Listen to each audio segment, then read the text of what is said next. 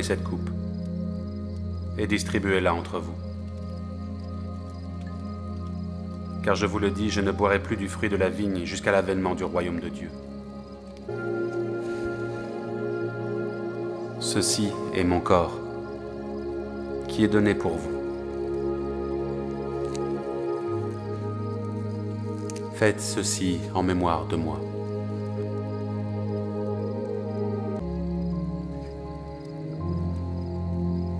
Cette coupe est la nouvelle alliance en mon sang, qui est répandue pour vous.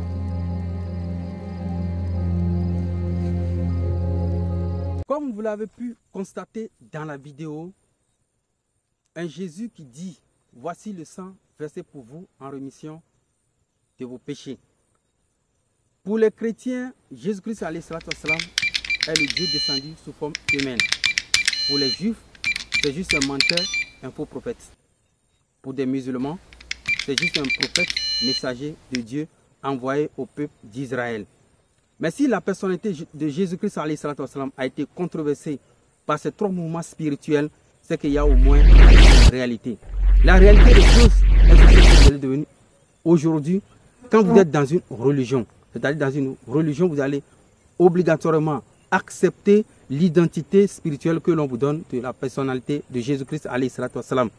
Donc du coup, après ma conversion en islam, par la grâce d'Allah subhanahu wa ta'ala depuis une vingtaine d'années, je me suis posé la question pour voir réellement qui est Jésus-Christ, cette personnalité controversée dans l'histoire et dans le temps.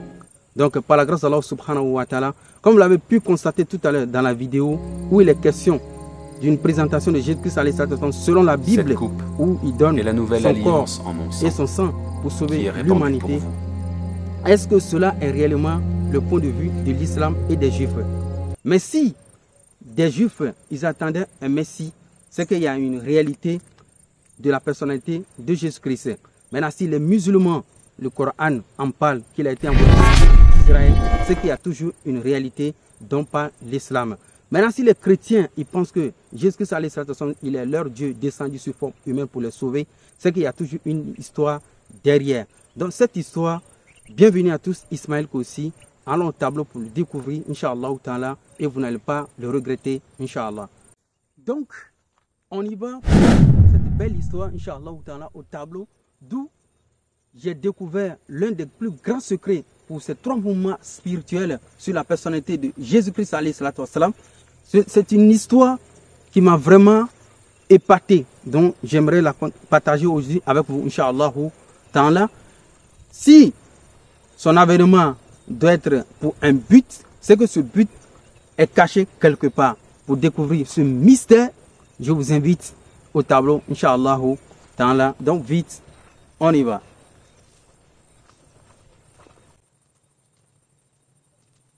Mais après avoir découvert cette histoire, si vous n'êtes pas satisfait, vous êtes dans le plein droit d'envoyer le contraire, Inch'Allah ta'ala.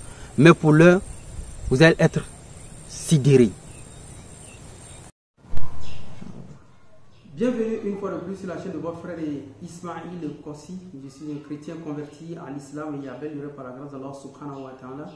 Aujourd'hui, Inch'Allah ta'ala, nous allons traiter avec vous l'un des sujets les plus sensibles que beaucoup de personnes ils ont ignoré, Inch'Allah ta'ala. C'est un sujet qui est historique, voire encyclopédique. Par la grâce d'Allah subhanahu wa ta'ala, nous allons l'aborder aujourd'hui succinctement avec des versets, des références, des endroits. On va essayer de consulter en gros tout le patrimoine qui contourne ce sujet, voir tout ce qui peut happer autour de ce sujet, des informations, que ce soit des personnalités. On va, Inch'Allah ta'ala, aborder tout cela par la grâce d'Allah subhanahu wa ta'ala. Vous êtes bien sur la chaîne de votre frère Ismaël Kossi. Nous vous avions annoncé précédemment les 100 sujets les plus palpitants entre le judaïsme et le christianisme. Inch'Allah ta'ala, nous sommes à la 4e vidéo.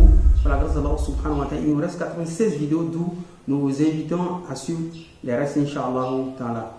D'où en l'occurrence nous avons un groupe WhatsApp dans lequel nous essayons d'entrer dans l'étude comparée pour tous ceux qui veulent s'y intégrer par la grâce d'Allah subhanahu wa ta'ala. Veuillez nous envoyer vos numéros WhatsApp, Inch'Allah ta'ala, nous allons vous intégrer, Inch'Allah. Par la suite, j'espère que vous allez partager cette vidéo et vous sera bénéfique, Inch'Allah ta'ala. Et tout de suite, nous allons passer au tableau pour essayer de décrypter ce sujet historique, encyclopédique, très palpitant entre ces trois mouvements spirituels, le judaïsme, le christianisme et l'islam.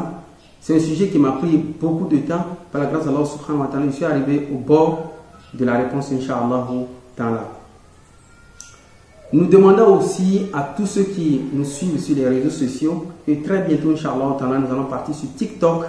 Alors, nous allons faire des vidéos pour vous donner quelques arguments les plus rétrécis, voir la concision pour voir traiter un sujet de façon concise. Là, nous allons faire ça sur TikTok, Inch'Allah. Abonnez-vous sur TikTok, c'est toujours le même Ismail Kossi. Donc, par la grâce de Allah subhanahu wa ta'ala, on va aller pas à pas. On va aller pas à pas. D'abord, on ne peut pas parler de l'histoire de Jésus-Christ sans parler d'Adam. Parce que pour ces trois mouvements spirituels, comme ce que nous vous avons dit, tels que les Juifs, ils l'ont décrit, tels que les chrétiens, ils l'ont décrit, tels que les musulmans, on l'a décrit. Donc, on ne peut jamais parler de Jésus-Christ, son histoire, sans remonter à Adam.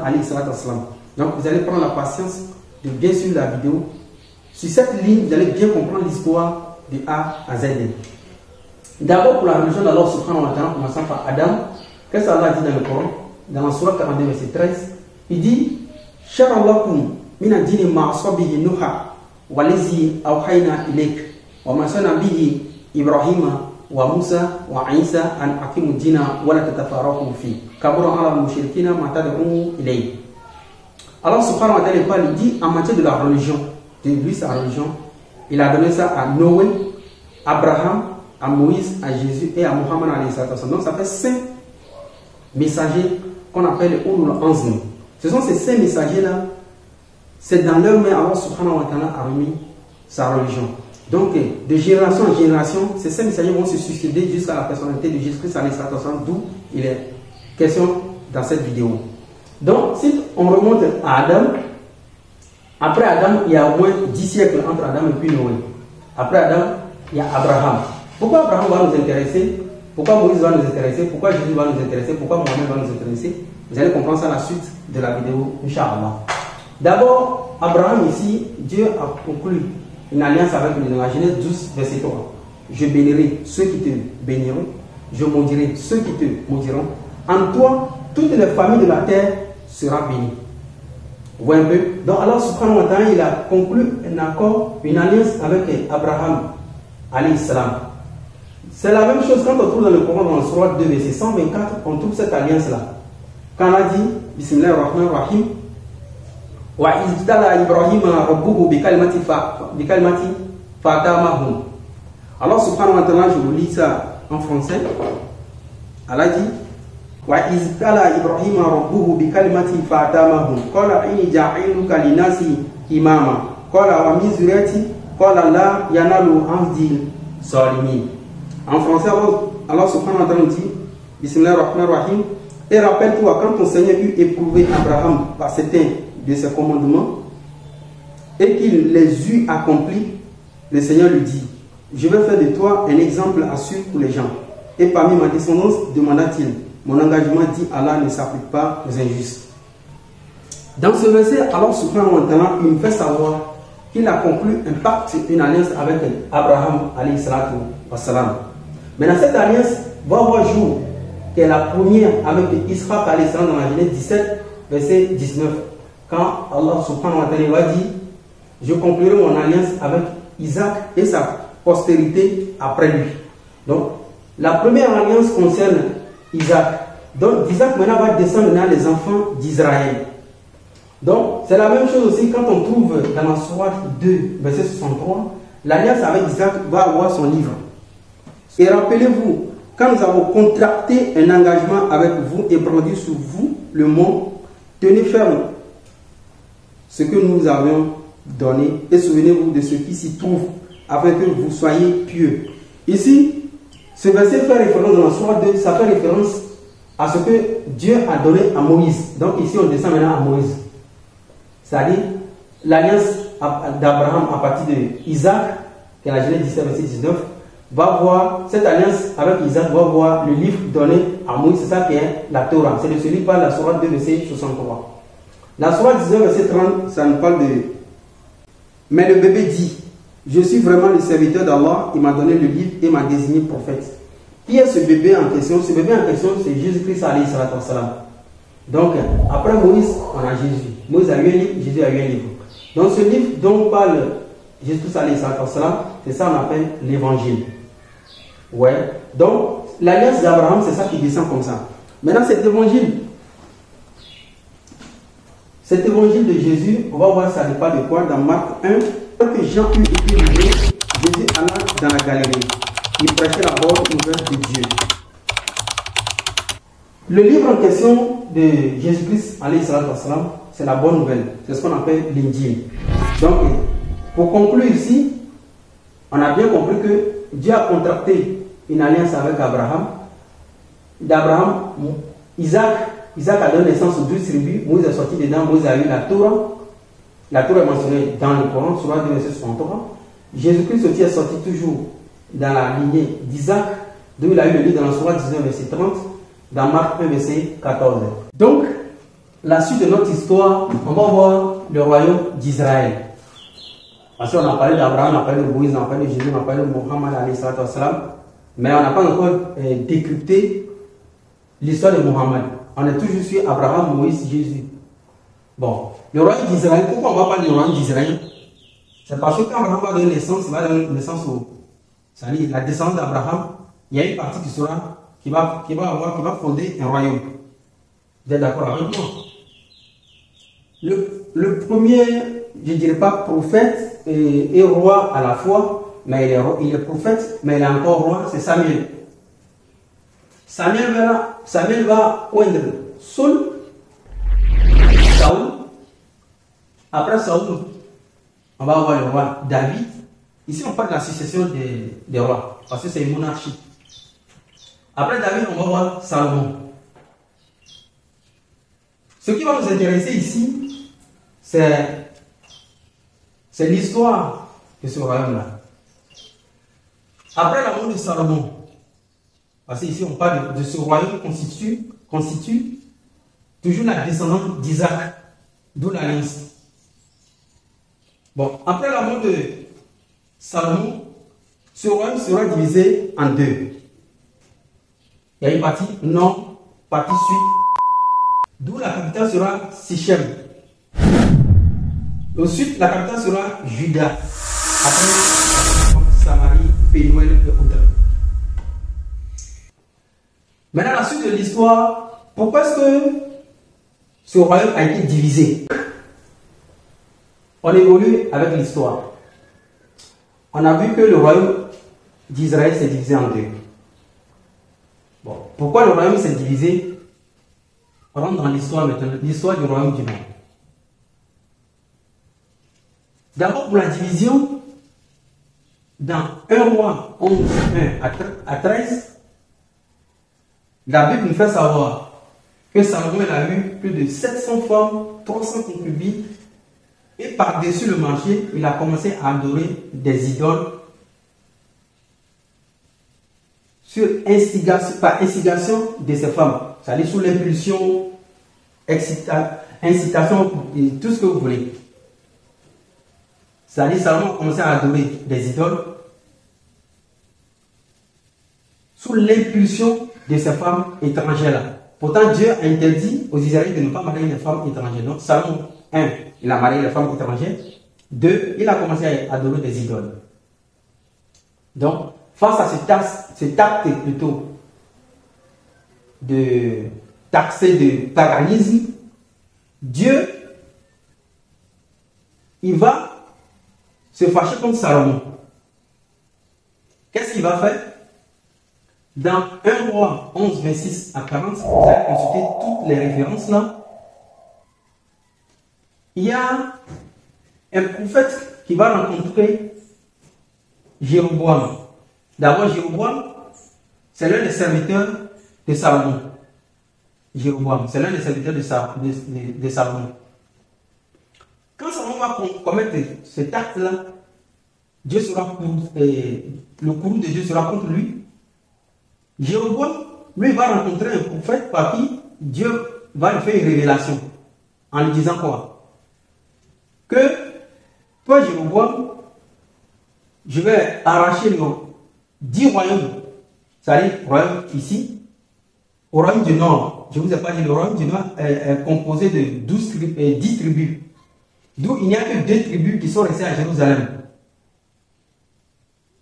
Donc, le royaume du nord, après la division, après le schisme, il y aura 10 tribus ici.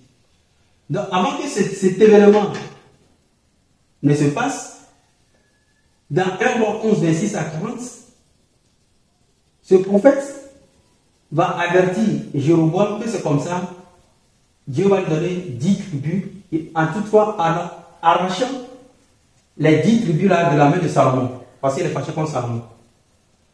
Mais quand celui-ci, Jéroboam, quand cette nouvelle va arriver chez Salomon, Salomon sera fâché contre Jéroboam, et qu'est-ce qu'il va faire? Il va l'expulser. Quand il va expulser Jéroboam, Jéroboam va partir où? Il va partir ici, en Égypte. Il sera en exil en Égypte, fuyant le courroux de Salomon. Plus tard, après la mort de Salomon, qu'est-ce qui va se passer? C'est là maintenant on rentre dans l'histoire de la division du royaume d'Israël. Le royaume d'Israël sera divisé en 2.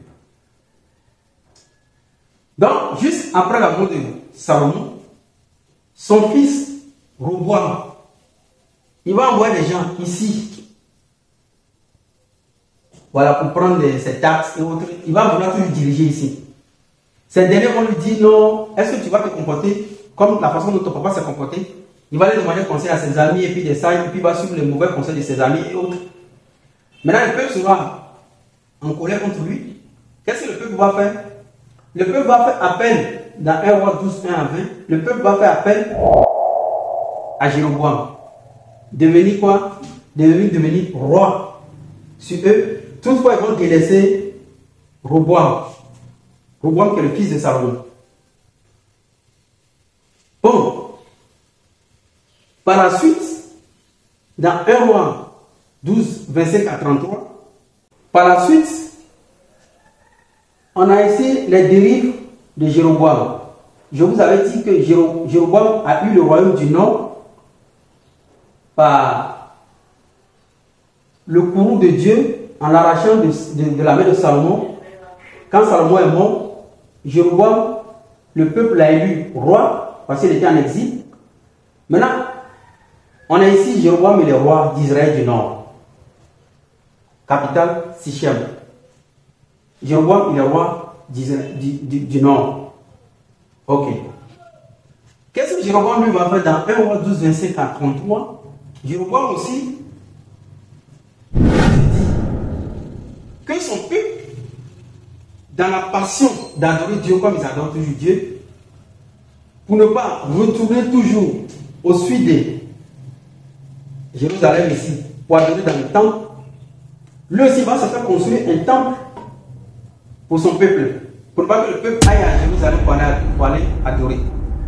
Du coup, Jéroboam, il va faire un veau d'or et il va maintenant inciter la population israélite à adorer les faux dieux là-bas. Bon, si on arrive à la conclusion ici, c'est que Dieu a arraché le royaume de la main de Salomon parce qu'il a commencé à adorer les idoles. Il a donné ici à Jéroboam. Lui aussi, maintenant, il a commencé à adorer maintenant les idoles. Qu'est-ce qui va se passer? Cela vient maintenant encore le courroux de Dieu. Là, l'annonce du danger. Quel danger? Dans Amos ici, Amos 7, 10 à 17, Amos va commencer. Amos était un prophète au nord, qui était au nord d'Israël. Il vient de Tekoa, pratiquement au sud, mais il est allé annoncer ça au nord d'abord. Amos va annoncer à Jéroboam que Dieu est fâché contre lui et il va lui arriver un danger. Bon, du coup, ils vont mal prendre cette annonce-là et Amos plutôt va être expulsé.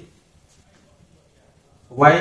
Donc, ici, en conclusion, qu'est-ce qu'on a appris? On a appris que l'avertissement de Dieu est venu vers Jéroboam et par la suite, on va voir maintenant ce qui va se passer sur le royaume du Nord. Parce qu'ici, on est au royaume du Nord. Le Sud, on n'est pas encore arrivé sur l'histoire du Sud.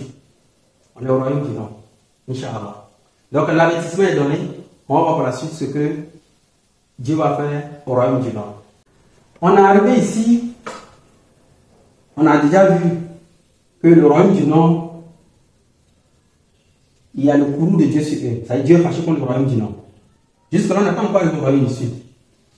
Il y a ce qu'on appelle ici l'attaque assyrienne. C'est-à-dire Dieu était fâché contre Salomon. Il a donné le pouvoir à Jéroboam. Parce que Salomon a adoré le fétiche.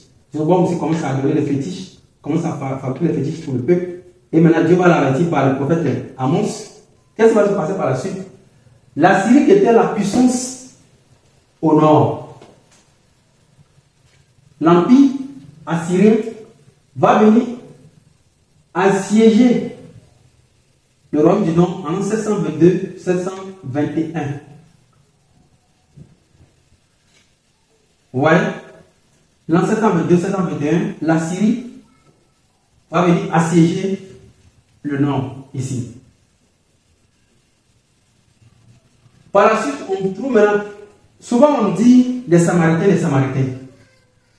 Qui sont les Samaritains? Les Samaritains, vous allez voir dans 2 Rois 11, verset 24. C'est les étrangers, c'est-à-dire c'est les étrangers venus de la Syrie. Donc, eux, c'est comme par exemple, il y a eu un mélange de la population, alors que ceux de la population assyrienne, comme ils ont assiégé le nord, ils sont venus, donc la population s'est mélangée avec eux. Du coup, ils vont donner naissance, leur descendance, au fil des ans. Les Samaritains seront d'un mélange confus avec les Israélites du nord. Donc on ne saura pas si celui-ci est Samaritain ou celui-ci est Israélite. Vous voyez? Donc, autant la Syrie va assiéger le royaume du Nord, autant va envoyer les Samaritains, la population, pour habiter le royaume du Nord. Et là, ils vont déporter certains Israélites pour aller encore à la Syrie et autres. C'est là maintenant les 10 tribus qui ont formé le royaume du Nord seront perdues jusqu'à aujourd'hui. C'est par l'attaque assyrienne. Ouais. Maintenant, on va arriver maintenant sur le royaume du Sud. Le royaume du Sud va avoir des problèmes eux aussi. Pourquoi? Michée, il était prophète au Sud. Dans Michée 6, verset 8, il est dit, Michée disait, on t'a fait connaître, ô homme, ce qui est bien, et ce que l'Éternel demande de toi, que tu aimes la loyauté et que tu marches humblement avec ton Dieu. Michée, il était au Sud. Il donnait ce conseil. Les Israéliens du Sud, ils ne suivent pas ce conseil, c'est-à-dire, ils sont plongés dans la dépravation, dans l'injustice. Au-delà de ça, dans 1 Roi 11, verset 33, ils ont commencé aussi à adorer les faux dieux, à Astarté, la déesse Astarté, comme ceux du Nord l'ont fait, et Dieu les a châtiés. Donc du coup, le courroux de Dieu contre les Israélites du Nord va maintenant se jeter encore sur ceux du Sud. Vous voyez? Donc, à cette époque, on est toujours au Sud. Ésaïe était un prophète, il était au Sud. Quand vous allez trouver dans Ésaïe 36, verset 37, vous allez trouver quelques causes pourquoi Dieu était fâché contre ceux du Sud aussi. Vous voyez? Là, au temps d'Ézéchias, après cela, au temps d'Akaz, là, on va parler un peu de l'histoire d'Emmanuel. Au temps d'Akaz,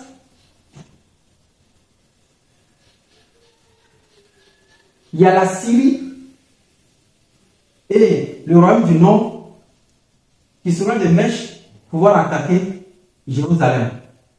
Parce qu'il faut tout le signaler, jusque-là, il y a un conflit entre ceux du Sud et ceux du Nord. Là, maintenant, Isaïe va dire à le roi Akaz de demander un signe et autres, vous connaissez l'histoire.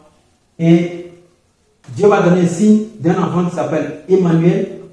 Quand l'enfant sera né et qu'il sera entre le bien et le mal, les deux pays dont craint le roi Akaz, c'est-à-dire la Syrie et le royaume du Nord, ces deux pays seront abandonnés, c'est-à-dire la Syrie va assiéger le Nord, et tous, la Syrie va les mettre dans l'enclos. Donc si on dit que Emmanuel garde le nom de Jésus, c'est une fausseté. L'histoire d'Emmanuel vient d'ici. L'enfant était né, et effectivement, les deux pays qui voulaient assiéger Jérusalem, la Syrie et puis le royaume du Nord, ont été, eux, assiégés par la Syrie. Maintenant, on a un gros problème ici encore. Que s'est-il passé en l'an 701? En l'an 701, il y a eu le siège de Jérusalem. Je vous l'ai dit que ceux du Nord ont été assiégés parce qu'ils adoraient les idoles. Ils ne respectaient pas les droits des citoyens. Ils avaient tout mélangé. Donc, Jérusalem aussi va être assiégée en l'an 701. D'abord, ils vont assiéger à partir de Lachish, qui est l'une des forteresses de Jérusalem. Quand Lachish sera assiégée, ils vont venir jusqu'à assiéger Jérusalem. Mais ça, on a beaucoup de divergences là-dessus. Il y a certains, ils ont dit que Jérusalem a vaincu. D'autres ont dit qu'ils ont été vaincus. D'autres ont dit non, le roi a su, par sa défaite, et il a demandé à payer des taxes. Et puis bon, il a été gracié. Vous comprenez un peu, non? Donc il y a une divergence au niveau du siège de Jérusalem en l'an 701. Ouais, par la Syrie. C'est-à-dire, en quelque sorte, la Syrie a gagné, ou en quelque sorte, la Syrie n'a pas gagné. Mais l'essentiel, c'est que ils ont laissé Jérusalem un peu, mais ils payaient quelques taxes. Voilà. C'est comme un tribut. Mais toutefois, Dieu ne va pas les épargner. Les Israélites du sud, là, Dieu ne va pas les épargner parce qu'ils ont déjà déraillé. En l'an 597, il y a la déportation à Babylone. Il y a la Babylone qui va venir assiéger la Syrie. La Babylone sera la puissance à cette époque.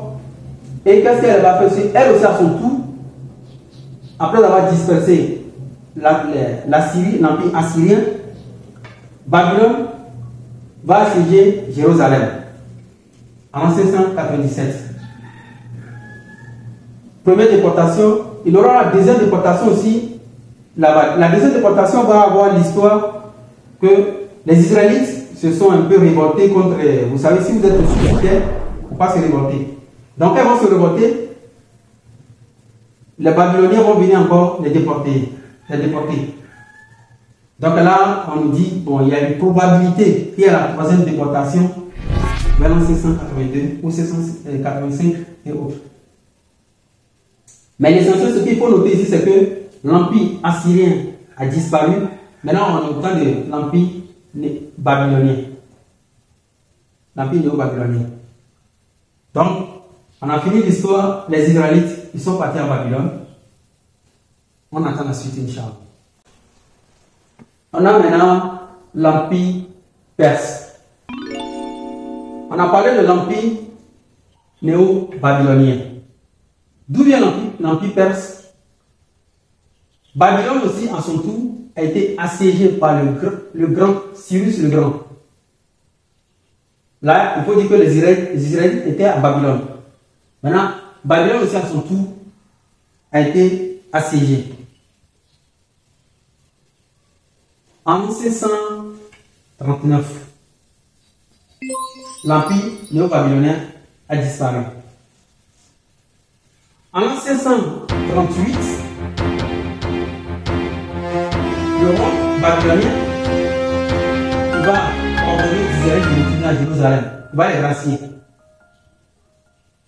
Il va les gracier. Bon, il va leur donner Néhémie pour les suivre, pour la reconstruction plutôt du temple. Parce que le temple a été incendié au moment de la première déportation, le temple a été incendié. Les Babyloniens ont incendié le temple.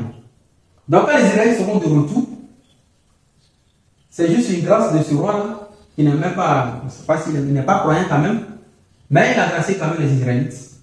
Il a donné l'autorisation de retourner à Jérusalem. Donc en 520, 515, ils vont reconstruire le temple. Vers l'an 440, on tombe maintenant sur l'histoire de Jésus-Christ alayhi salam. Vous allez savoir pourquoi.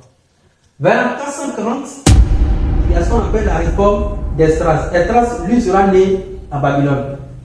Esdras en question, c'est l'un des plus grands savants juifs, ou bien le premier savant juif, qu'on peut le dire. Il est né à Babylone et il a mémorisé la Torah. Maintenant, quand ils seront de retour, c'est Esdras, vous allez voir ça peut-être dans Néhémie 8, 4 à 6, Néhémie 9, 4 à 6, vous allez voir où Esdras enseigne au peuple la Torah, notamment la prière et autres. Donc la réforme d'Esdras, parce que les Israélites n'auront plus le livre authentique. Donc ils vont demander à Esdras, qui avait déjà mémorisé la Torah, de relire la Torah et vont mettre la Torah à l'écrit. Donc après la construction du temple, il faut penser maintenant aux Écritures. Vous voyez? Donc c'est là maintenant va rentrer en jeu la réforme d'Esdras. Après Esdras, on a la naissance des textes additifs. C'est là maintenant va commencer beaucoup de textes écrits par les Juifs. Le Talmud de Jérusalem, Talmud de Babylone, la Gemara, la Mishnah, la loi écrite, la loi orale. Les Juifs vont commencer à écrire beaucoup de textes pour pouvoir expliquer l'Ancien Testament. C'est là que les Juifs aussi vont commencer leur dérive. C'est-à-dire le gauchisme, les additions, les soustractions. C'est à cette période-là que les Juifs vont commencer tout ça. C'est-à-dire si tu veux comprendre la Torah, il faut que tu lises leur livre. Vous voyez un peu? Alors qu'avec Moïse, ce n'était pas ça. Donc ici maintenant, beaucoup de rabbins vont trouver l'opportunité